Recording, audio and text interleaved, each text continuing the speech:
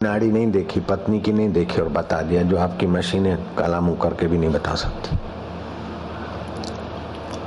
वो उसमें के एक वैद्य थे, अभी अभी उनका शरीर शांत हुआ। एक दूसरे वैद्य हैं 80 साल के, वो नाड़ी देख के यूं बता देंगे ऐसा ऐसा ऐसा ऐसा। उसके पास ये पढ़ा था अपना वैद्य। हम वैद्य नहीं है, फिर भी इसका इलाज हमने इसको बताया। हमने कहा तू दूसरों को ठीक करता है, लेकिन तेरा शरीर तो एक फूंक मारे तो गिर जावे। अपना वैद्य कैसा ठिंगू है, और चले तो जरा धक्का, एक छोटा सा धक्का लग जाए तो काफी है।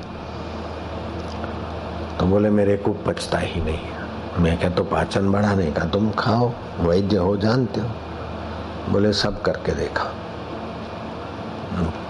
कशु नहीं था। तो बचपन से जठरा मेरी, मैंने उसको ये मंत्र दिया, वज्रासन और रम रम रम रम रम रम रम, उससे उसकी जठरा कुछ थोड़ी बहुत पाचन की गति में आई। तो आप लोग भी, रम जो है अग्नि तत्व बढ़ाने वाला है। रम रम रम रम रम रम, तो श्वास बाहर निकाल के 25 बार पेट को अंदर लाएंगे और उस समय रम रम रम रम रटेंगे। ऐसा 5 बार करेंगे, मतलब 125 बार रम हो जाएगा लगभग, और 5 बार श्वास बाहर रुका रहेगा। तो जो नाड़ियों में कुछ है द्रव्य, वो खिंच के जठरा में आ जाएगा, और जठरा रम रम से तेज हो रही है तो रोगों को पचाएगी, अजीर्ण को पचाएगी। फिर आप खड़े हो गए और गर्दन पीछे कर दी, श्वास लिया छोड़ा लिया छोड़ा, तो आपकी बुद्धि शक्ति में जो कुछ द्रव्य मोटापे के हैं, सूक्ष्म नाड़ी है जो घूमती है घड़ी के कांटे के नहीं। जब आपका खान पान हल्का होता है तो उसमें द्रव्य मोटापे के आ जाते, तो जैसे सुई मोटी होती है तो उसकी गति में गड़बड़, ऐसे कईयों की बुद्धि में कुछ सूझता ही नहीं, और सूझता है तो उल्टा सूझता है, तो बुद्धि का तमस रजस हो जाता है। 25 बारियों करने से उस कांटे की ऑयलिंग हो जाएगी, तो बुद्धि आपका ठीक निर्णय लेगी, दूसरे के मनोभावों को ठीक समझेगी और अपने लिए ठीक निर्णय करेगी। 25 बार खड़े हो गए, हाथ मिलाकर यूं रख दिए, गर्दन पीछे करो जितनी होती है, पीछे गर्दन पीछे, और मुट्ठियां बंद कर दो हाथों की। अब श्वास लो और छोड़ो, गर्दन पीछे ही रखो, श्वास लो छोड़ो लो छोड़ो, नजर आसमान में, छोड़ने में जल्दी नहीं। इस प्रकार 25 बार करना है।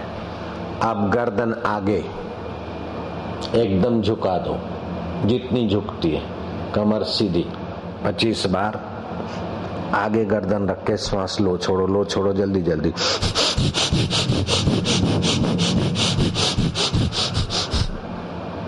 अंदाजे 25 बार। इससे मेधावी बनेंगे बच्चे, आप लोग भी।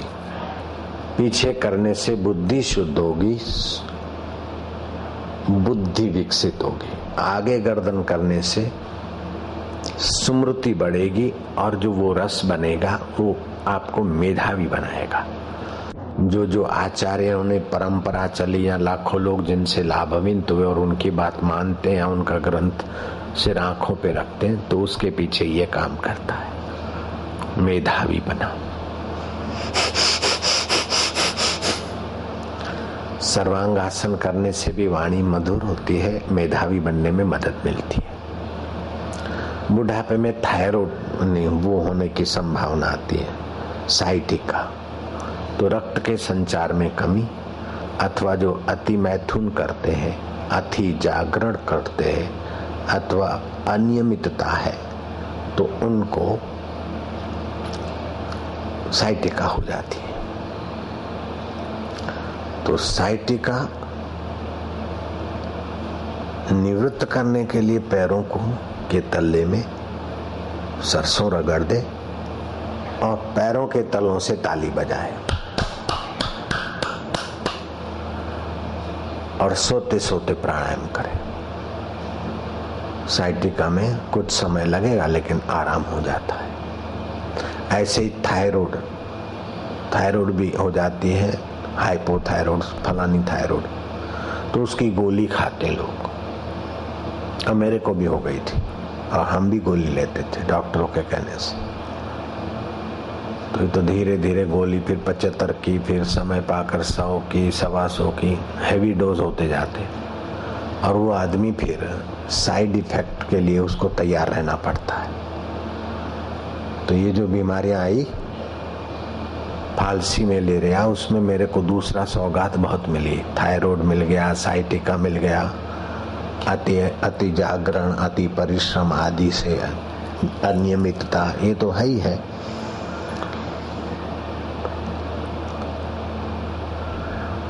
तो अपने वैद्य की मैंने गोलियां लेना शुरू की और प्राणायाम आदि थोड़ा किया। अब बिना गोली के भी जो रिएक्शन होना चाहिए, शरीर सूज जाना, भूख नहीं लगना, थायराइड की गोलियां 8-10 दिन नहीं ले तो फिर पता चल जाता है, रोज लेनी पड़े। मैंने 3 महीने हुए गोली छोड़ दिया, मेरे को कोई जरूरत नहीं है गोली की। तो जो अंग्रेजी दवाएं हाथ उठा देती है उसका इलाज भी अपने योगियों ने खोज रखा है, महापुरुषों ने। जैसे दम्मा,